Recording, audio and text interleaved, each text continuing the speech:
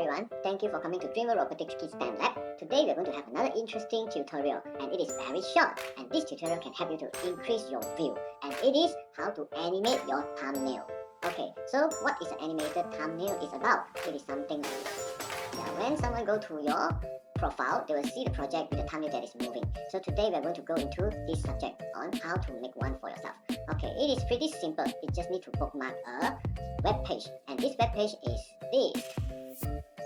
Okay, for this web page, the links are already put it into the description. You just need to click it and it will bring you to this page.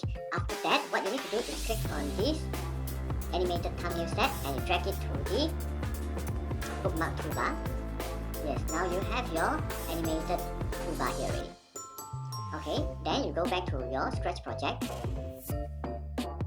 This by the web shooting, right? It is not moving. Yeah, we will need to make it with the animated thumbnail. So you click on the project. Okay, now you are inside the project page already. What you need to do is, you just need to click on the animated thumbnail just now that you put it into the bookmark toolbar.